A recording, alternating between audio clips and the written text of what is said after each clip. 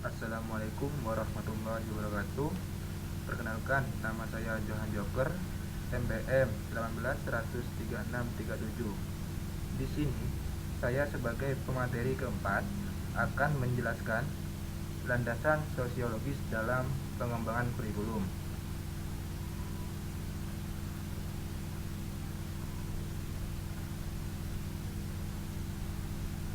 Landasan sosiologis pengembangan kurikulum adalah asumsi-asumsi yang berasal dari sosiologi yang dijadikan titik tolak dalam pengembangan kurikulum.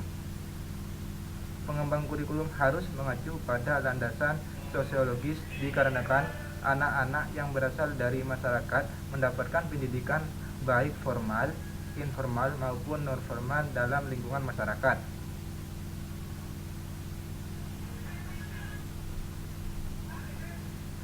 Apabila dipandang dari sosiologinya, pendidikan adalah suatu proses mempersiapkan individu agar menjadi warga masyarakat yang diharapkan.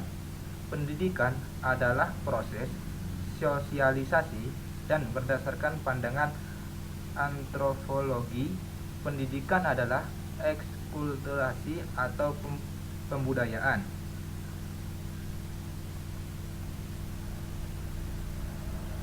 Yang pertama yaitu masyarakat dan kurikulum. Masyarakat adalah suatu kelompok individu yang diorganisasikan sendiri ke dalam kelompok-kelompok yang berbeda, atau suatu kelompok individu yang terorganisir yang berpikir tentang dirinya sebagai suatu yang berbeda dengan kelompok atau masyarakat lainnya. Di setiap pemikiran masyarakat memiliki kebudayaan sendiri-sendiri, sehingga yang membedakan satu sama lainnya adalah kebudayaan.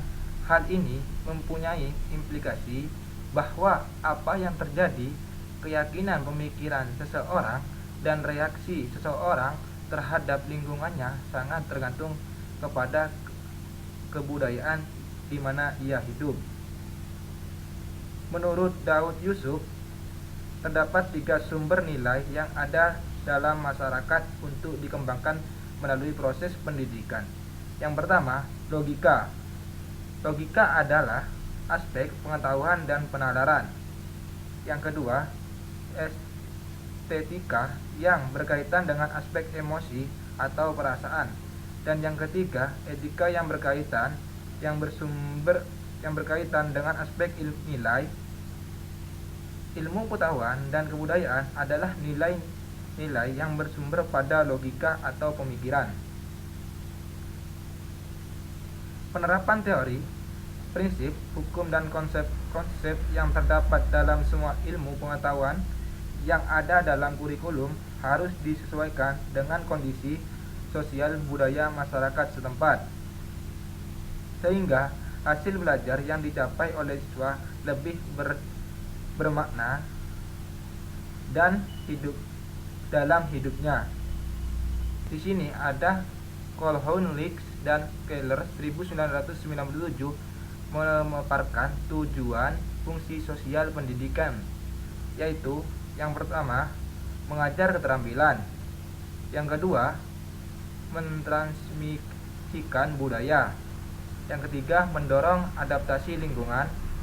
Keempat, membentuk kedisiplinan. Yang kelima, mendorong bekerja berkelompok. Yang keenam, meningkatkan perilaku etika. Dan yang terakhir, memilih bakat dan memberi penghargaan prestasi. Perubahan sosial budaya, perkembangan ilmu pengetahuan dan teknologi dalam suatu masyarakat, baik secara langsung maupun tidak langsung, akan mengubah kebutuhan masyarakat.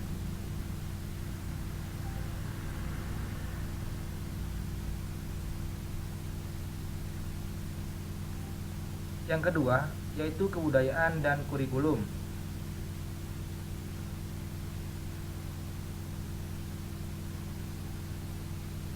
Faktor kebudayaan merupakan bagian yang penting dalam pengembangan kurikulum dan pertimbangan.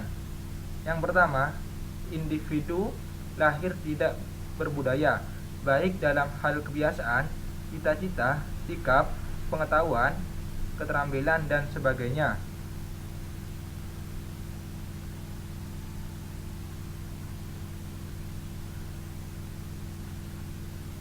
Hal tersebut dapat diperoleh individu melalui interaksi dengan lingkungan budaya, keluarga, masyarakat sekitar, dan sekolah.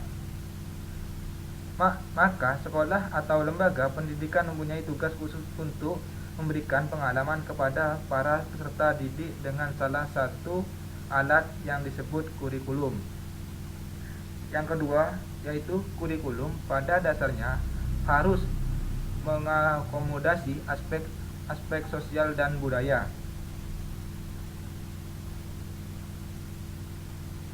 Indonesia memiliki ciri khas mengenai adat istiadat yang beragam dari tiap wilayahnya. Keanekaragaman tersebut bukan hanya dalam kebudayaan tetapi juga kondisi alam dan lingkungan sosialnya, dan hal tersebut harus dilestarikan dan dikembangkan melalui upaya pendidikan. Muatan lokal adalah pendidikan yang isi dan media penyampaiannya dikaitkan dengan lingkungan alam, lingkungan sosial, dan lingkungan budaya serta kebutuhan daerah. Yang dimaksud isi adalah materi pelajar atau bahan ajar yang dipilih dari lingkungan dan dijadikan program untuk dipelajari siswa di bawah bimbingan guru. Media penyampaiannya adalah metode dan sebagai alat bantu pembelajaran yang digunakan dalam menyajikan isi muatan lokal yang diambil dari menggunakan sumber lingkungan yang dekat dengan kehidupan peserta didik. Tujuan pengembangan kurikulum muatan lokal dapat dilihat dari kepentingan nasional dan kepentingan peserta didik dalam hubungannya dengan kepentingan nasional muatan lokal bertujuan, yakni yang pertama melestarikan dan mengembangkan kebudayaan yang khas daerah. Yang kedua, mengubah nilai dan sikap masyarakat terhadap lingkungan ke arah yang positif.